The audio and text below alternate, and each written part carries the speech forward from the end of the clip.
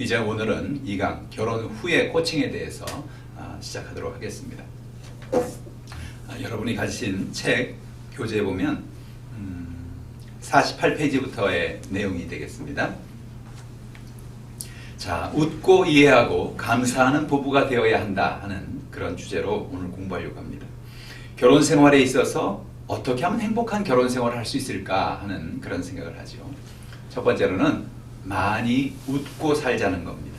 부부는 살아가면서 여러 가지로 염려하고 걱정하고 근심하는 그런 일들이 많고요. 또 마음의 여유가 없이 살아갈 때가 많이 있습니다. 때로는 자녀를 키우면서 갑자기 아이가 열이 나서 아이를 들쳐업고 병원으로 뛰어가는 그런 일들도 있고요. 그래서 놀란 가슴을 안고 살아갈 때가 있습니다. 그런데 정말 중요한 것은 뭐냐면 어떤 일이 있어도 부부 가운데 서로 웃고 사는 것입니다. 저는 결혼하면서 아내하고 중요한 약속을 했어요. 우리가 어떤 갈등이 있어도 해가 지기 전까지는 하루를 넘기지 말고 풀자. 왜 그러냐면 우리가 결혼을 하고 나서 결혼 생활을 하면서 어떤 갈등이 없을 수 없잖아요. 근데 갈등이 있는데 그걸 하루를 지나고 나면 그게 그만큼 풀기가 힘들어지는 거예요. 시간이 지나갈수록. 그래서 하루가 지나기 전에 우리 풀자라고 그렇게 약속을 했는데 그게 사실 참 어려운 일이더라고요. 해보니까 결혼 생활을 하면서 보니까 왜냐하면 어떤 때는 누군가가 사과를 해야 되는데 그래서 이야기를 해야 되는데 대개는 아내가 사과하는 경우는 거의 없더라고요. 보니까 그러면 어떻게 해야 됩니까? 내가 사과를 해야 되잖아요. 근데 어떤 때는 내가 사과할 내용이 아닌 것 같아요. 어떤 때는 억울해 보이는 그런 경우도 있죠. 그럴 때는 야, 이거 내가 사과를 해야 되나? 그런 생각을 하면서 어떤 때는 참 미안하다, 잘못됐다라고 이제 그렇게 얘기하면 속으로는 좀 억울한 듯한 그런 마음이 있을 때도 있죠. 그럼 이제 아내가 못 이기는 척 그걸 받아들여주고 그리고 이제 그것을 풀었던 그런 생각들이 있습니다. 어떤 때는 잘 안 풀면 아주 정말 말도 안 되는 그런 개그 같은 걸 하면서 웃기게 하는 그런 썰렁한 그런 조크도 했었던 그런 기억이 납니다. 이와 같이 부부는 서로 바라보면서 어떤 어려움과 연약함이 있을 때 어려움을 해결하고 그리고 미소 짓고 웃으며 살 수 있는 그런 가정이 되어야 된다는 거죠. 우리가 마음속에는 갈등, 그런 앙금을 그냥 그대로 두고 살다 보면은 그게 쌓여서 결국은 큰 감정에 골이되는 경우를 볼 수가 있습니다. 그래서 우리는 서로가 인정해주고 서로가 웃고 미소 짓고 살 수 있는 그런 부부가 되어야 되겠다. 그런 얘기입니다. 두 번째로는 많이 이해해 주자는 거예요. 미국의 영어 표현 가운데 이런 표현이 있어요. 다른 사람의 신발을 신어봐라. 다른 사람의 신발을 신어본다는 말은 별로 그렇게 유쾌한 일이 아니죠. 다른 사람의 신발에 신을 신어서 혹시 그 사람이 무좀 있는 사람인지도 모르고 그러니까 여러분 다른 사람의 신발을 신는다는 별로 유쾌하지 않은데 그건 무슨 얘기냐면 다른 사람의 입장이 되어보라는 거예요. 다른 사람의 신발은 나하고 다르겠죠. 그 사람의 신발을 신으면 나보다 크든지 또는 작든지 그럴 거 아닙니까? 그래서 우리가 다른 사람이 어떤 상황인지를 서로가 생각해보고 이해해보라는 것입니다. 남편과 아내가 서로의 연약한 부분이 있어요. 어떤 경우에 아내들이 참 이렇게 어렵습니다라는 그런 얘기를 하니까 제가 쓴 글을 보고 어떤 남편이 이런 글을 남겼어요. 요즘에 어떤 아내들은 남편의 고뇌를 이해하지 못하고 있다.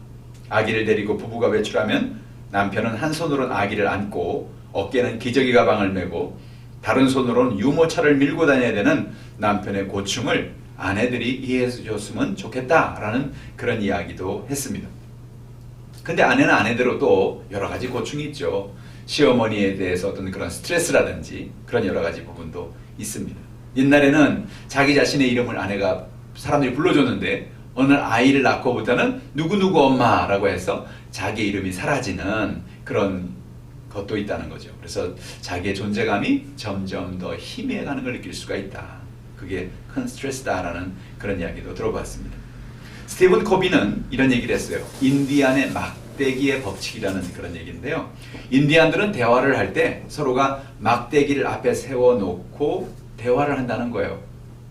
그건 무슨 얘기입니까? 그 막대기를 누군가 갖고 있으면 그 막대기를 가지고 있는 사람이 말할 때는 다른 사람이 말을 할 수가 없다는 거예요. 무슨 얘기입니까? 끝까지 다른 사람이 하는 말을 경청해주고 들어주는 것을 이야기하는 것이죠. 이것이 바로 경청의 중요성을 이야기하는 것입니다. 남편과 아내도 마찬가지예요. 남편과 아내가 서로 이야기를 충분히 들어주고 경청해주고 들을 때 그 가정은 행복한 가정이 되고 또 오해가 없고 감정이 상하지 않게 된다는 것이죠. 그래서 저는 흔히 이런 얘기를 해요. 뭐 요즘에 인디안의 법칙처럼 그렇게 막대기를 두고 하진 않더라도 무슨 주걱이라도 하나 갖다 놓고 남편과 아내 가운데 놓고 주걱을 먼저 들고 있는 사람이 끝까지 말할 때까지 다른 사람이 말하지 않기, 들어주기. 그래서 오래 제대로 들어준다는 것이 참 중요한 것이죠. 세 번째는 많이 감사하자는 것입니다. 저는 이렇게 해외 여행을 가거나 또 선교를 다니거나 이렇게 사람들을 만날 때 보면 특히 이제 미국에서는요, 사람들이 정말 제일 많이 쓰는 표현이 땡큐라는 말인 것 같아요. 조그만 일 있어도 땡큐. 뭐 이렇게 쇼핑센터에서 바깥에 나갈 때 앞사람이 문만 붙잡아줘 뒤에서 나오면서 땡큐. 조그만 감사만 있어도 땡큐. 그래서 이런 감사라는 표현을 우리가 부부가 서로 자주 표현하고 살아간다는 것이 참 중요하다는 거예요. 근데 사실은 부부가 감사하다는 표현을 자주 안 해요. 왜냐하면 그냥 알고 있겠거니. 내가 감사한 거 다 알고 있을 거야.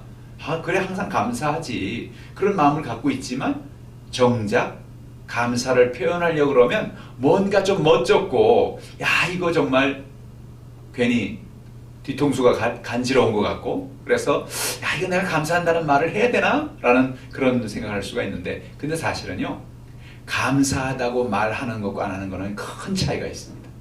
그래서 가정에서 우린 서로 자꾸 감사한다는 말을 작은 것이지만 고맙다, 감사하다 이런 말을 서로 해주면 그동안에 여러 가지 마음에 있던 어려움들 이런 분들을 잘 이기고 또 힘을 얻게 되는 것입니다. 감사의 마음을 가지고 살고 서로가 감사를 표현하며 살자는 것입니다. 마음속에만 감사를 갖고 있지 말고 우리가 표현하며 살아가자. 제가 어느 세미나를 인도하면서 그 각 부부들에게 서로에게 남편과 아내에게 감사한 것이 얼마나 있습니까? 라고 한 10분간 시간을 주면서 한번 써보라 그랬어요. 그 노트에다가 이제 쓰는 거예요. 남편에게 감사한 거, 아내에게 감사한 거 쓰라 그랬는데 어떤 분은 막 땀을 뻘뻘 흘리고 못 쓰고 있는 거예요. 그러면서 하는 말이 내가 오히려 서운한 거를 써보라면 많이 쓸 수 있을 것 같은데 감사한 거는 별로 생각이 안 난다고 그러는 거예요.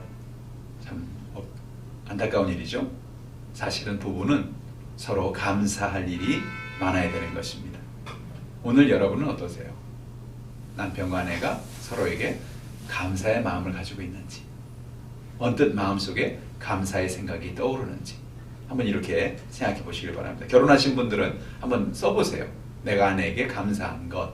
그래서 1, 2, 3, 4, 5, 6, 7, 8 몇 번까지 갈 수 있는지 그거 한번 써가지고 그걸 아내 앞에 읽어주는 거예요. 남편 앞에 읽어주는 거예요. 그럼 서로가 읽어줄 때 거기서 또 기쁨이 있어요. 한번 해보시길 바랍니다.